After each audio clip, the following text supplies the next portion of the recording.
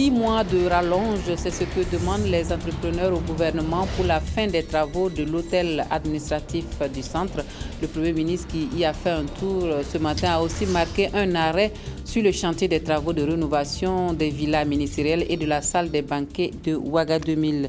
Les malades d'Ebola qui avaient fui le centre d'isolement à Monrovia ont été retrouvés. Par contre, c'est tout le quartier qui abrite la structure qui risque une mise en quarantaine. C'est le menu de cette édition de l'actualité de la mi-journée sur la télévision du Burkina. Bienvenue à tous et merci à vous de nous suivre et surtout un excellent appétit si vous êtes à table. Mais nous ouvrons ce journal par cet accident mortel sur l'axe Bitou-Tenkodogo. C'est un camion de 10 tonnes qui est entré en collision avec un car de 70 places, comme vous le voyez là dans les images. Et cela s'est passé dans la nuit d'hier au village de Sela. C'était à 20 km de Tenkodogo. Un accident qui a fait 5 morts et des blessés graves. La cause de l'accident serait liée à la vitesse et à un défaut d'éclairage. Nos reporters reviendront sur ce drame routier dans nos prochaines éditions. Les travaux de l'hôtel administratif du centre piétinent. Le délai initial de 30 novembre est reporté pour dans 4 mois, mais les entrepreneurs, eux, demandent encore 6 mois de rallonge. Des retards très peu appréciés par le Premier ministre qui était encore sur le chantier ce matin. Mais la bonne nouvelle du jour, c'est que les travaux de rénovation des villas ministérielles et de la salle des banquets de Ouaga 2000, eux, se déroulent comme convenu. Donc, Karim Patrick Namouano était de la visite. Son compte rendu. Le retard est consommé. Le délai du 30 novembre 2014 n'est plus d'actualité. Certaines entreprises prolongent jusqu'au 15 février pour la livraison des infrastructures. Non, rétorque le Premier ministre. En effet, nous ne pouvons pas attendre qu'on nous dise aujourd'hui que les bâtiments seront livrés le 15 février. Or, il y a de cela 2 mois, on nous avait certifié que les bâtiments seront même terminés en fin septembre, fin octobre. Et c'est moi qui leur ai dit même d'aller jusqu'en fin novembre. Maintenant, on parle de février 2015. Je pense que cela n'est pas possible. Alors, nous allons nous donner de nouveaux objectifs. Mettons le 30 décembre. Si le 30 décembre maintenant, là, on sera clairement situé sur la date de la remise des travaux. Sur le chantier de l'hôtel administratif, les taux de réalisation oscillent entre 10 et 75% en fonction des entreprises. Les causes principales, l'infiltration de l'eau, le manque d'ouvriers qualifiés, l'absence de tôles et de carreaux de façade. À la rencontre de mise au point, des instructions ont été données pour la diligence des travaux. Après l'hôtel administratif, le cap est mis sur les villas ministérielles qui vont accueillir des illustres personnalités du sommet reporté de l'Union africaine. Ici, les travaux portent sur la climatisation, la peinture, les ouvertures et les sanitaires. La réfection des 19 villas est bien avancée à la grande satisfaction de tous.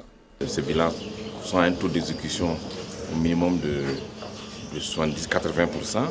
Donc je pense que tel que nous les avons prévus, nous pensons que d'ici la fin du mois, nous serons sur un taux d'exécution de 99%, pour ne pas dire 100%. Le même sentiment découle après cette dernière étape de la visite à la salle des banquets de Ouaga 2000, programmée pour abriter la cérémonie d'ouverture du sommet de l'Union africaine. Des petites aux grandes salles, le toilettage redonne une seconde vie aux infrastructures, même si aucune date n'est encore retenue pour le sommet. Il faut d'abord évaluer la situation et c'est l'Organisation mondiale de la santé qui peut nous rassurer à un moment donné que cette épidémie est maîtrisée et qu'on peut maintenant tenir des réunions d'une grande importance qui réunit des milliers de personnes. Donc je pense qu'il faut patienter. Alors l'essentiel c'est qu'en tout cas nous étions prêts déjà pour accueillir le sommet. Aucune pression donc sur l'exécution des travaux. La seule préoccupation, nous ont confié les entrepreneurs, c'est de finir, certes, mais aussi de bien finir. Nous allons parler donc de cette rencontre entre les représentants des églises et missions évangéliques. Ce matin, ils étaient face aux responsables du Front républicain. Donc, ce sont des échanges qui ont permis de réaffirmer, comme je le disais tantôt, la nécessité d'un dialogue entre les différentes parties prenantes de la vie politique nationale. Nous allons tenter de suivre l'élément de reportage que nous propose Touboum Evelyne Dabiri. Au cours de cette audience que la Fédération des Églises et Missions évangéliques a accordée au Front républicain, il a été surtout question de la situation politique au Burkina, une situation que les deux partis en concertation veulent apaiser. Et après la rencontre, point de divergence, l'objectif des deux partis étant d'instaurer le dialogue entre les fils du pays des hommes intègres. Nous savons que notre pays, le Burkina Faso, est une nation-famille et une famille doit causer, dialoguer et puis pour résoudre les problèmes. Tant qu'il n'y a pas de dialogue, il n'y a pas d'espoir d'une solution. Donc quand il y a un dialogue, ça marche. Avec nous, il n'y a pas de point de divergence. Nous sommes l'Église, vous êtes tous membres de la même famille et avec nous, il n'y a pas de divergence. Au contraire, avec nous, il y a prière, il y a conseil. Et le virus Ebola s'est aussi invité à cette audience. Nous étions venus pour demander des conseils, des prières, afin que certains fléaux tels Ebola n'atteignent pas notre pays. Donc nous sommes pleinement satisfaits dans la mesure où nous avons pu bénéficier de ces prières et de la bonne disposition en tout cas à répercuter notre attachement au dialogue et à la paix. Cette rencontre voulue par le Front républicain s'inscrit dans les projets d'action de ce mouvement politique qui promet dans les jours à venir investir d'autres régions et institutions du Burkina. Alors nous mettons le cap sur le centre-est où les femmes poussent à leur tour un soupir de soulagement. Elles peuvent envisager l'avenir plus sereinement grâce au gouvernement burkinabé. Ce sont au total 85 associations et groupements féminins qui ont bénéficié des équipements que le ministère de la Promotion de la Femme et du Genre leur octroie pour leurs activités génératrices de revenus. La remise du matériel à Tinkodogo a été suivie pour nous par Badaniel Kambou. Avec son association, Rachel Kouassi fait partie des bénéficiaires de cet équipement offert par le ministère de la Promotion de la Femme et du Genre dans le cadre de son ambition d'amener les femmes burkinabées vers l'autonomisation économique. Elle a reçu entre autres ce moulin qui va lui permettre d'accroître sa production. À ce que nous venons d'avoir, nous allons aller de l'avant dans nos activités. Nous sommes donc contentes. Comme elle, 84 autres associations et groupements de femmes du Centre-Est ont bénéficié de ce programme dans le cadre du programme spécial de création d'emplois pour les jeunes et les femmes. C'est une grande joie pour les femmes, ce matin en tout cas, de recevoir cette technologie de la part en tout cas du gouvernement. Et je pense que les femmes sont prêtes en tout cas à l'utiliser en tout cas correctement. Lutter contre le chômage et la pauvreté des femmes, c'est l'objectif recherché par le gouvernement burkinabé qui multiplie les initiatives dans ce sens. Pour ce volet consacré à l'autonomisation économique des femmes, plus d'1,5 milliard de nos francs ont été consacrés par le budget national pour l'année 2013. Pour ce qui est du Centre-Est, ce programme vient à point nommé. Tinkodogo particulièrement, c'est une ville qui est sur une grande voie commerçante et les femmes sont très actives. Avoir les technologies, elles ont demandé essentiellement des moulins, des métiers à tisser et également elles ont demandé des presses à qualité, du matériel en tout cas pour la production du beurre de qualité. Moi je pense que ça va les aider à produire davantage pour le marché régional mais également pour l'exportation vers les pays voisins. L'ensemble des besoins exprimés par les femmes au plan national est estimé à environ 3 milliards de francs CFA. Ce montant, qui est entièrement mobilisé par le budget national, va permettre d'équiper plus de 1000 associations et groupements de femmes dans diverses activités. Le représentant de l'Organisation des Nations Unies pour l'alimentation et l'agriculture au Burkina Faso lui va aux nouvelles pour les réalisations de la FAO à travers le PATEC. À Samorogma, Aristide Ngom Obam s'est d'abord intéressé aux fermes d'élevage avant de s'entretenir avec les producteurs et responsables de projets. Ensuite, cette sortie de terrain avec Amadou Lougué. Le représentant de la FAO sur le site du parc de vaccination de Samorogma, Aristide Ngom Obam, est venu encourager ces éleveurs qui ont reçu l'expertise et le soutien de l'Organisation des Nations Unies pour l'alimentation et l'agriculture. Karim Foua Traoré fait partie des bénéficiaires. Il est aujourd'hui propriétaire d'un troupeau de 82 têtes de bœufs. L'élevage a beaucoup d'avantages pour moi. J'ai vendu récemment un taureau à 405 000 francs. Avec cet argent, j'ai pu confectionner des briques et payer la scolarité de mes enfants. Des troupeaux comme celui-là, il en existe des centaines ici dans la zone pastorale de Samorogoin. Les encadreurs estiment à plus de 40 000 le nombre de têtes de bovins ici dans cette partie de Kénédougou. Mais le développement de l'élevage et de l'agriculture est souvent handicapé par la présence de la trypanosomose bovine, reconnue comme l'un des problèmes majeurs auxquels sont confrontés les agro-éleveurs de la province. La persistance effectivement de la trypanosomose, en tout cas qui décime beaucoup les animaux. Et la deuxième difficulté, effectivement, c'est-à-dire que c'est les conflits agriculteurs-éleveurs. Pourtant, le secteur de l'élevage constitue pour plus de 12% à la richesse du Burkina. La FAO, à travers la PATEC, la campagne panafricaine d'éradication de la mouche CC et la trypanosomose, a créé un comité de lutte contre la mouche CC. Les membres répartis dans 16 comités de gestion reçoivent ici à Samorogoin une formation en vue d'une gestion pérenne des acquis du projet. Il faut que les acquis soient préservés, que les populations s'approprient, et c'est l'objet un peu de ce dernier atelier qu'on est en train de faire. Donc ça se passe bien, je suis globalement satisfait. Vous savez que le Mali n'est pas loin d'ici, le Kénédougou malien est également concerné par la chose.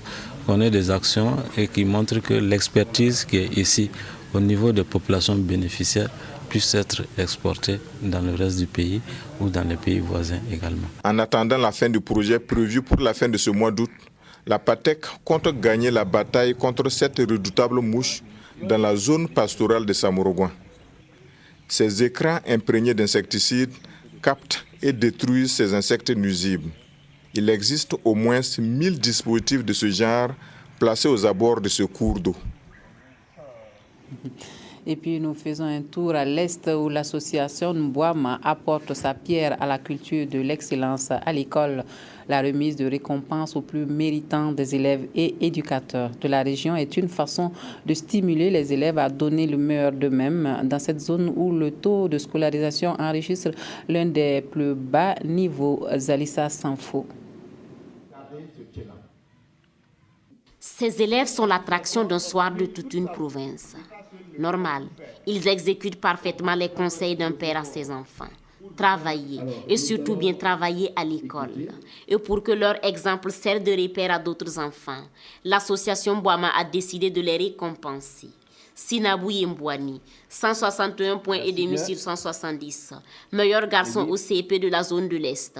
Il reçoit un vélo, un kit scolaire et un t-shirt. Sawadogo Oumoul Koulsoum, 160 points et demi sur 170. Elle reçoit aussi le même lot. Voilà pour la photo. La province du Gourma et la région de l'Est, de manière générale, ont des taux d'alphabétisation, de scolarisation assez faibles. On le répète régulièrement et je pense que ce type d'initiative permet finalement de stimuler, d'encourager l'ensemble des acteurs donc, du domaine de l'éducation à faire le meilleur, à aller de l'avant. L'enseignement est un sacerdoce, a-t-on coutume de dire. Et beaucoup d'enseignants dans cette zone ont fait de cela leur leitmotiv. C'est le cas de Aïcha Lompo-Eugénie, qui décroche ici pour la deuxième fois consécutive le prix de la meilleure enseignante. Elle est secondée par Natama Soumana, qui reçoit une enveloppe financière de 50 000 francs CFA. Sentiment de joie, et c'est pour prouver aussi aux hommes que les femmes aussi peuvent mieux faire. Donc je remercie beaucoup l'association Mbouama avec tous ses partenaires pour ce prix. Et je le dédie à tous mes élèves. Je suis très heureuse d'avoir reçu tous ces cadeaux. Mes remerciements vont à la droite de mes maîtres, de ceux qui m'ont donné les cadeaux et surtout de mes parents. L'excellence sera encore prônée à Fadam Gourma l'an prochain, foire de l'association Mbouama. Alors tous les élèves sont invités à faire de leurs livres et cahiers, bics et crayons et autres matériels didactiques leurs meilleurs amis. Et nous allons au Sahel pour parler de l'élevage de dromadaires. C'est une activité économique de choix dans la région donc, qui s'avère très lucrative. Il faut dire que la capacité d'adaptation et la valeur marchande de l'espace font aujourd'hui de l'élevage de camelins donc une activité rentable et qui se présente comme une alternative face à la raréfaction des ressources naturelles. C'est un sujet qui a inspiré Vincent Tiendrevogo dans ce dossier qu'il nous propose. Il s'appelle Goumar Ak Chamassan, profession éleveur de dromadaires. Sur sa monture, il nous conduit dans sa ferme située dans la périphérie de Gorom Gorom. Une activité qu'il a héritée de ses parents, mais cet éleveur a bien d'autres raisons de préférer les camélins aux autres espèces qui occupent pourtant la majorité des éleveurs au Sahel. Élever de dromadaires, ça nous demande beaucoup de trucs. Le lait, la viande et l'argent aussi. Tu prends un bébé de 4 ans, tu l'amènes au marché, tu prends un chameau de 4 ans, tu l'amènes au chameau, tu vas trouver que le prix d'un chameau là, et puis le bébé là, ça n'est pas la même chose. Pour 4 ans, d'un chameau peut taper 250 000 francs à terre, ou bien 300 même s'il y a des clients. Voilà, mais le bébé, en tout cas, tu amènes un bébé aujourd'hui, on te demande de 50 000 francs ou bien 200, 150. Ça ne nous arrange pas aussi. Autre avantage du dromadaire, c'est sa capacité d'adaptation à un environnement où les ressources naturelles sont très limitées. Son élevage demande moins d'investissement par rapport aux autres espèces. Si on fait la comparaison en termes de coût d'entretien, le dromadaire n'a pratiquement besoin de rien. C'est débrouillé dans la nature avec les arbres épineux qui peuplent la province, alors que le bovin, les pâturages herbacés sont de plus en plus rares, les problèmes d'eau sont de plus en plus difficiles. Ça fait que, en tout cas, en termes d'investissement dans l'entretien de ces espèces-là, le dromadaire ne demande rien pratiquement. Les chameaux, en tout cas, c'est les arbres épineux seulement. Il n'y a aucun problème. Si ça peut aller les rechercher, les ramener à la maison seulement, c'est tout. Il peut faire 1 semaine, 4 semaines sans boire. Les bébés, en tout cas, tu sais, il n'y a pas un bébé qui peut faire 2 jours sans boire. C'est jeudi, jour de marché de Gorom Gorom. Ak Chamassan vient exposer 2 dromadaires à vendre.